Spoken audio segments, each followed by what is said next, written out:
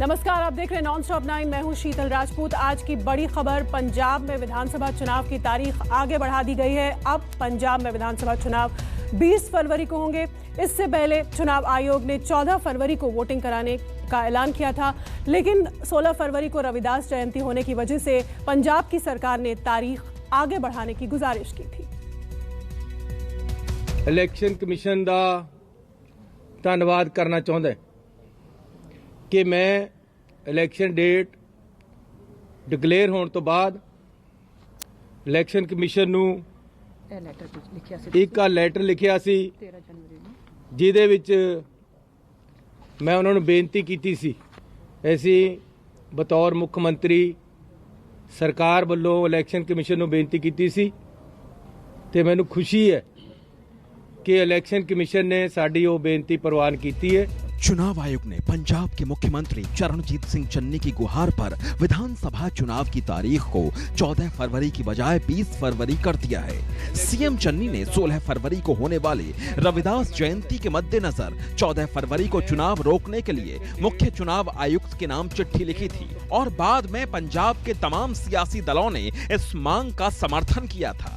CM Channi ने अपनी चिट्ठी में लिखा कि 16 फरवरी को संत रविदास जयंती है। पावन पर्व होने के कारण राज्य का एक बड़ा वर्ग लाखों की संख्या में श्रद्धालु गुरु के जन्म स्थान के दर्शन के लिए उत्तर प्रदेश के बनारस में जाते हैं। ऐसे में अगर राज्य में मतदान हुआ तो वो लोग वोट डालने से वंचित रह जाएंगे। इसलिए आयोग से अपील की कि इसको ध्यान में रखते हुए मतदान की तारीख को आगे बढ़ा दिया जाए। चन्नी की इस चिट्ठी के बाद बीजेपी, अकाली दल और बीएसपी ने भी आयोग को चिट्ठी लिखी। चुनाव आयोग ने सियासी दलों की मांग को ध्यान में रखते हुए इस पर मंथन किया और मतदान की तारीख को 14 फरवरी से 20 फरवरी कर दिया। अकाली दल के नेता सुखबीर सिंह बादल ने भी आयोग के इस फैसले का शुक्रिया अदा किया है। सारिया पार्टियां दा श्रोमणी अकाली दल ते सारिया पार्टियां ने रिक्वेस्ट कीता सी इलेक्शन कमीशन नूं, क्योंकि गुरु रविदास जी महाराज दा गुरपुरब सी 16 तरीक नूं ते बहुत संगतां उस गुरपुरब मनाउण वास्ते अलग-अलग जगह ते जांदियां सी ते सारिਆਂ दी बड़ी डिमांड सी कि इलेक्शन पोस्टपोन किया जाए।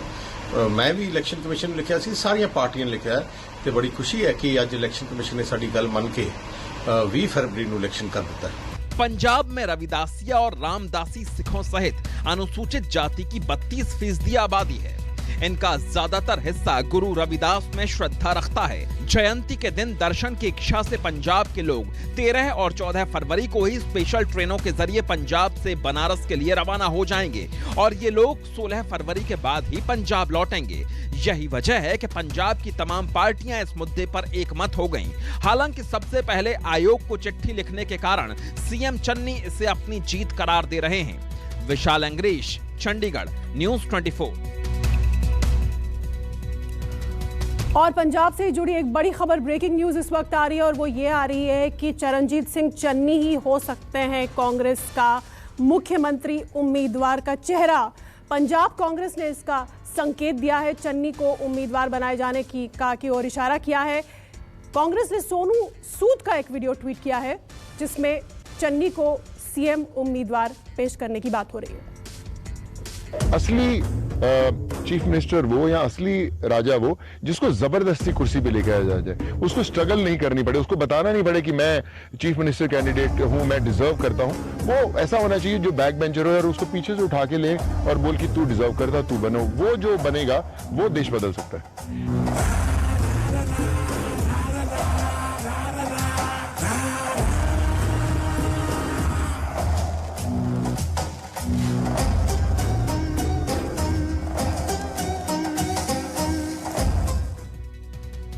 तो क्या इस वीडियो से ये समझा जाए कि चन्नी ही कांग्रेस के सीएम के उम्मीदवार होंगे पंजाब के लिए? औपचारिक ऐलान होना बाकी है, लेकिन वीडियो से कुछ ये संकेत मिलता है। उत्तर प्रदेश की बात करते हैं। समाजवादी पार्टी के मुखिया अखिलेश यादव ने राज्य में, यूपी में किसानों को बीजेपी की सरकार को उखाड़ फेंकने का आह्वान किया है। इसके लिए अखिलेश ने लखनऊ में आज अन्न संकल्प लिया। जय जवान जय किसान। हम सभी लोग संकल्प लेते हैं कि जिन्होंने किसानों पर अन्याय और अत्याचार किया उनको हराएंगे और हटाएंगे। ये हमारा अन्न संकल्प है। हराएंगे और हटाएंगे।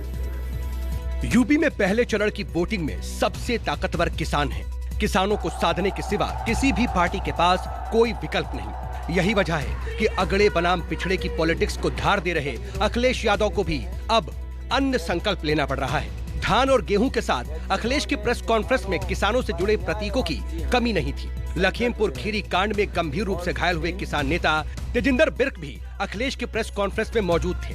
फिर क्या था, अखिलेश की जुबान खुली और किसानों के लिए घोषणाओं की झड़ी लग गई। समाजवादी पार्टी का मैनिफेस्टो तो आएगा और मैनिफेस्टो में बहुत सी चीजें आएंगी, लेकिन आज किसान के सवाल पे जब अन्न संकल्प लिया है तो समाजवादी पार्टी और हमारे मैनिफेस्टो में इस बात को शामिल करेंगे कि सभी फसलों के लिए एमएसपी प्रदान की जाएगी और गन्ना किसानों को 15 दिन में उनका भुगतान सुनिश्चित किया जाएगा।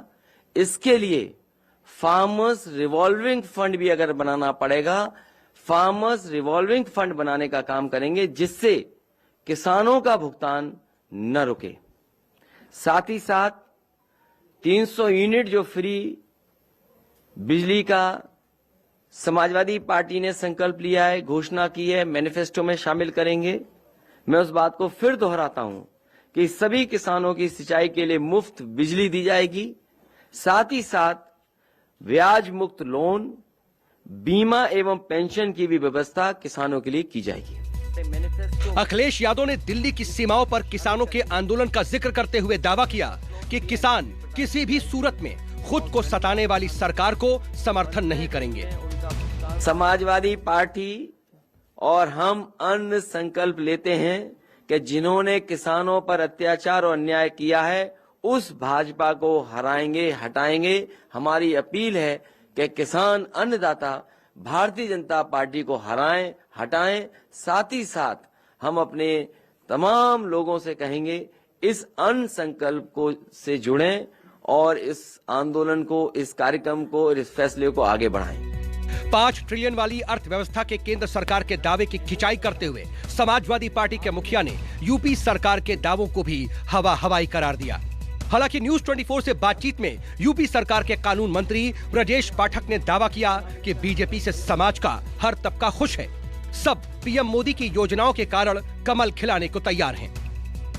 उनसे पूछिए जिन्होंने ये कहा कि $5 ट्रिलियन की इकोनॉमी कर देंगे और उसके बाद उत्तर प्रदेश के मुख्यमंत्री जी ने कहा कि हमारी भी इतने $1 ट्रिलियन की इकोनॉमी हो जाएगी।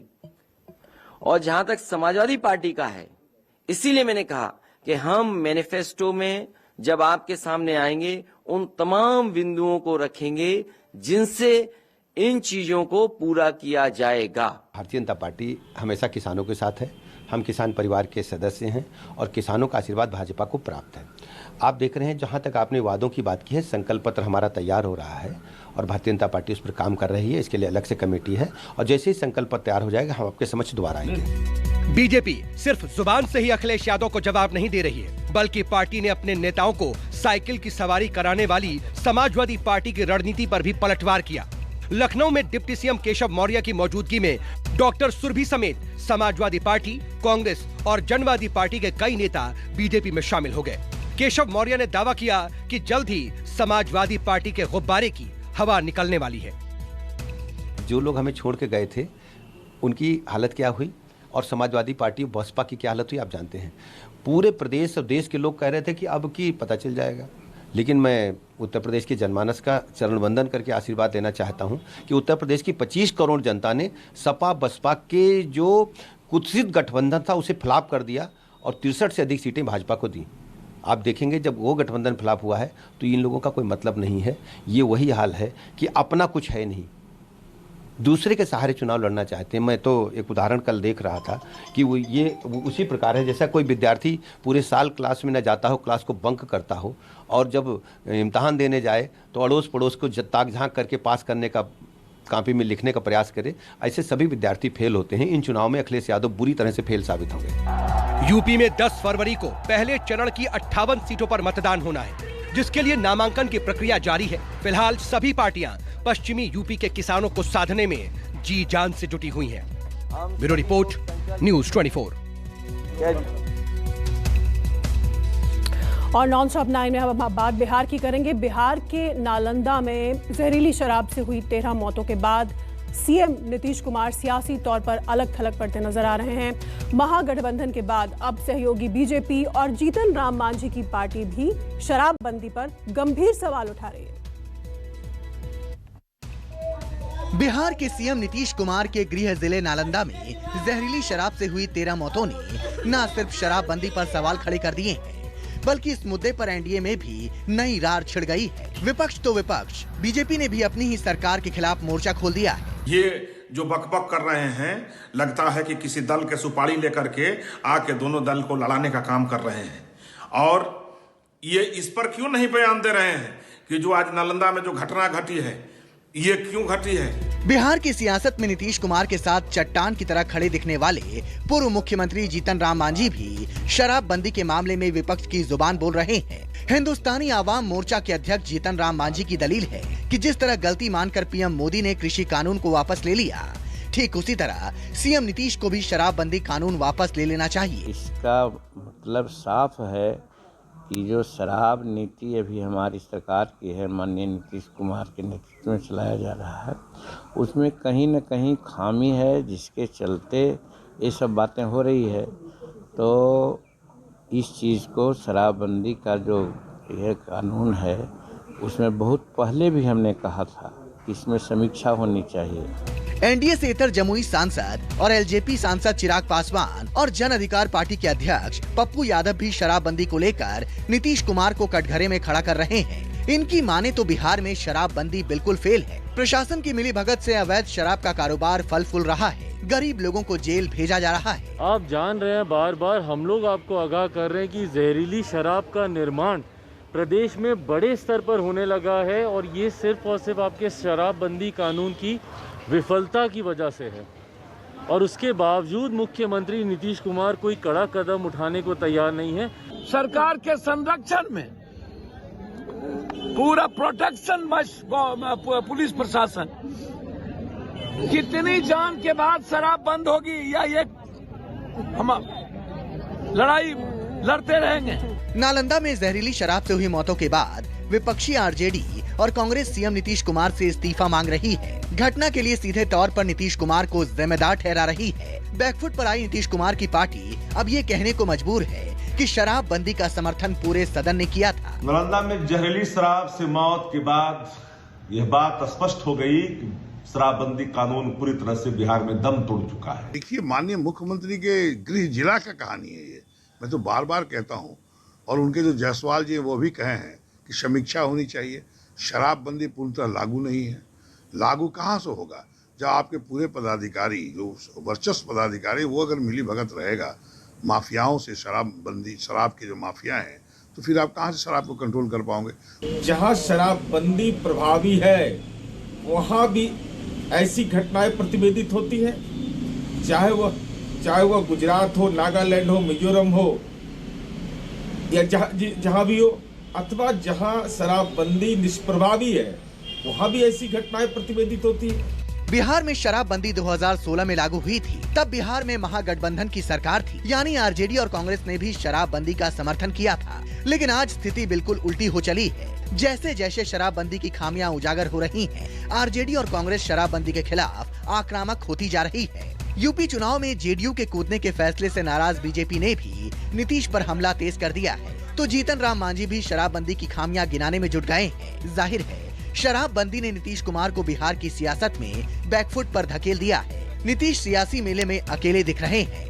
कहते हैं शराब अपनों को भी गैर बना देती है। आज यह बात बिहार की राजनीति में बिल्कुल सच साबित हो रही है। कल तक जो लोग शराबबंदी को लेकर नीतीश कुमार के साथ खड़े थे, आज वही लोग नीतीश कुमार के सामने खड़े हैं। कैमरामैन डीसी के साथ सौरभ कुमार, पटना, न्यूज़ 24।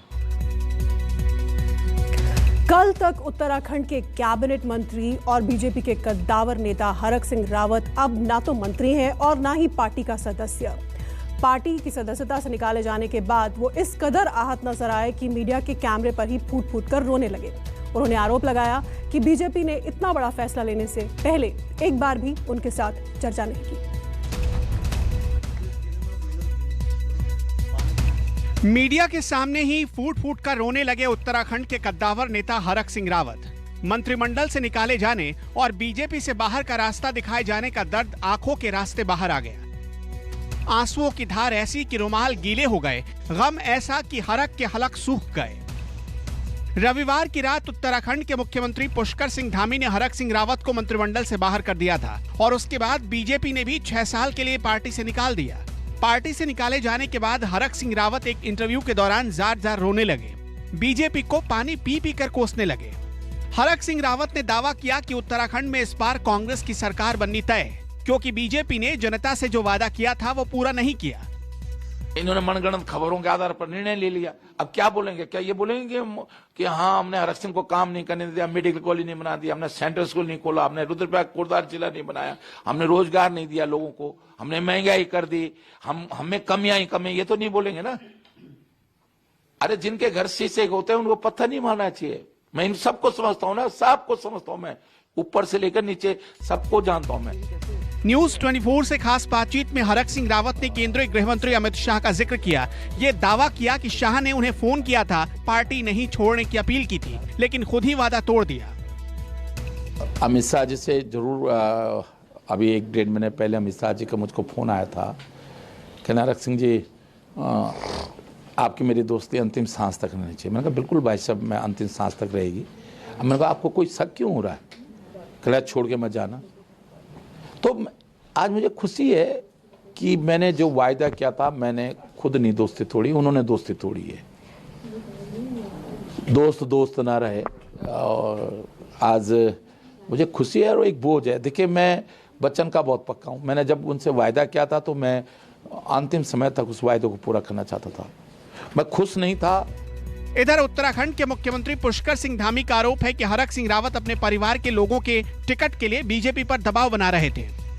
हमारी पार्टी, हमारा परिवार बड़ा परिवार है, हमने कोशिश करी हमेशा उनको लेकर चले, लेकिन यहाँ पर चूंकि स्थितियां ऐसी हो गई कि वो अपने समेत अपने परिवार के लिए और अन्य लोगों के लिए पार्टी पर दबाव कर रहे थे, तो इसलिए पार्टी ने निर्णय लिया। निश्चित रूप से हमने तय किया है कि एक परिवार से एक व्यक्ति को ही टिकट दिया जाएगा और किसी के परिवार में हम 2 टिकट 3 टिकट नहीं देंगे, क्योंकि हमारी पार्टी हमेशा इसके खिलाफ है।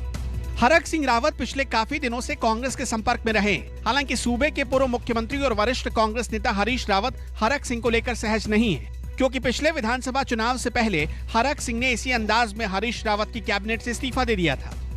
मैं इस विषय में कोई टिप्पणी नहीं करना चाहूँगा, क्योंकि मुझे इस विषय में कुछ मालूम नहीं है। न हरक सिंह जी ने कुछ कहा है, अभी उन्होंने कांग्रेस पार्टी ज्वाइन नहीं की है और न मुझे उन्होंने ज्वाइन करना चाहते हैं इसकी जानकारी। मैं एक बात जानता हूँ कि पार्टी जो भी निर्णय करेगी सभी चीज़ों को ध्यान में रख करके करेगी।